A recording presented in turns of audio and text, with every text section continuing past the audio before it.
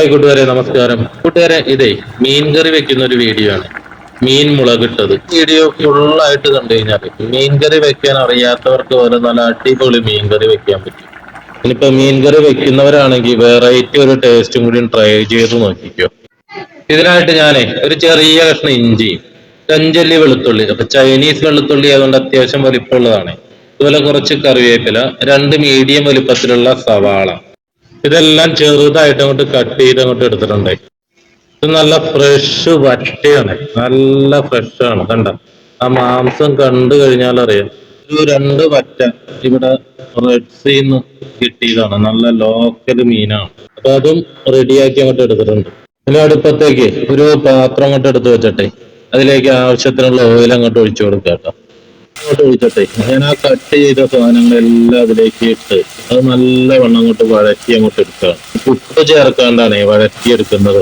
ഉപ്പ് ചേർക്കാണ്ട് വഴറ്റിയെടുത്തു കഴിഞ്ഞാല് നല്ല അടിപൊളി കറിക്ക് നല്ല അടിപൊളി സ്വാദമായിരിക്കും. ചേർത്ത് കഴിയുമ്പോഴേക്കും ഇതിൽ നിന്ന് ആ വെള്ളം അങ്ങോട്ട് വന്നിട്ട് വെള്ളത്തിലാണ് വെള്ളവും എണ്ണ എല്ലാം കൂടി ചേർന്നാണ് അത് വഴറ്റി അങ്ങോട്ട് റെഡിയായി വന്നത്. അതൊക്കെ ചേർക്കാണ്ട് നല്ല അടിപൊളിയായിട്ട് അങ്ങോട്ട് വഴറ്റി അങ്ങോട്ട് എടുത്തിട്ടുണ്ട്. അപ്പൊ അത് ഏകദേശം അങ്ങോട്ട് റെഡിയായിട്ട് വന്നപ്പോഴേക്കും കുറച്ച് ഉപ്പ് ഞാൻ അതിലേക്ക് ആദ്യം ഇട്ടു.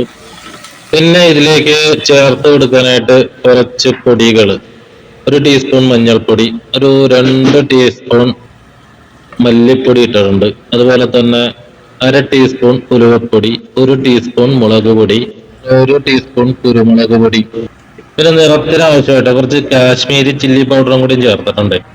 അതും കൂടി അങ്ങോട്ട് ചേർത്ത് കൊടുത്തിട്ടെ നല്ലവണ്ണം അങ്ങോട്ട് വഴറ്റി അങ്ങോട്ട് എടുക്കണം. ഈ ചേർത്ത് കൊടുത്ത പൊടികളുടെ പച്ചമണമൊക്കെ അങ്ങോട്ട് മാറി അങ്ങോട്ട് വന്ന ഇതിന് നല്ലവണ്ണം അങ്ങോട്ട് ഇളക്കിയിട്ട് അതിന്റെ പച്ചമണമൊക്കെ ഒന്ന് മാറണ വരെ അതൊന്ന് വഴറ്റി അങ്ങോട്ട് എടുക്കുക. പൊടികളൊക്കെ ഇട്ട് വഴറ്റി അങ്ങോട്ട് എടുക്കുമ്പോഴേക്ക് ഈ ചെറുതായിരിക്കാനായിട്ടൊന്ന് ശ്രദ്ധിക്കണേ. നല്ല അടിപൊളിയായിട്ട് തന്നെ വഴറ്റി പൊടിയുടെ പച്ചമണമൊക്കെ അങ്ങോട്ട് മാറി വന്നിട്ടുണ്ട്.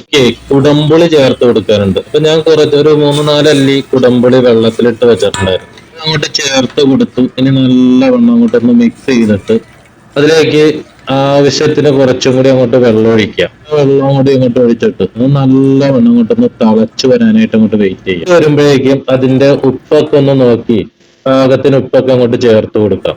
ഉപ്പ് അങ്ങോട്ട് ചേർത്ത് അങ്ങോട്ട് കൊടുത്തിട്ട് നല്ലവണ്ണം അങ്ങോട്ടൊന്ന് മിക്സ് ചെയ്ത് ഇത് അങ്ങോട്ട് തിളച്ച് അങ്ങോട്ട് റെഡി ആയിട്ട് വരുമ്പോഴേക്കും ആ റെഡിയാക്കി വെച്ച മീനെല്ലാം നമുക്ക് അതിലേക്ക് അങ്ങോട്ട് ഇട്ട് കൊടുക്കാം. മീനെല്ലാം അങ്ങോട്ട് ഇട്ട് അങ്ങോട്ട് കൊടുത്തു കഴിഞ്ഞിട്ട് ഒന്ന് അടച്ച് വെച്ച് ഒന്ന് വേവിച്ച് അങ്ങോട്ട് എടുക്കണേ. ഇപ്പൊ മീനൊക്കെ നല്ലവണ്ണം അങ്ങോട്ട് വെന്ത് ചാറൊക്കെ അങ്ങോട്ട് കുറുകി റെഡി ആയിട്ട് അങ്ങോട്ട് വന്നിട്ടുണ്ട്. ഇതേപോലെ മീൻകറിയൊക്കെ അങ്ങോട്ട് ഉണ്ടാക്കുമ്പോഴേക്ക് ഒരു ദിവസം അങ്ങോട്ട് വെച്ചങ്ങോട്ട് കഴിഞ്ഞു കഴിഞ്ഞാൽ നല്ല അടിപൊളിയായിരിക്കും.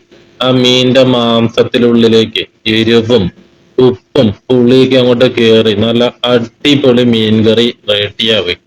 കൂട്ടുകാരെ, നിങ്ങളൊന്ന് ട്രൈ ചെയ്ത് നോക്കണം. ഇഷ്ടപ്പെട്ട് കഴിഞ്ഞാൽ ലൈക്ക് അടിക്കാനും അതുപോലെ തന്നെ ഈ ചാനൽ ആദ്യമായിട്ട് കാണുന്നവരാണെങ്കിൽ ഒന്ന് സബ്സ്ക്രൈബ് ചെയ്യാനും മറക്കരുതേ.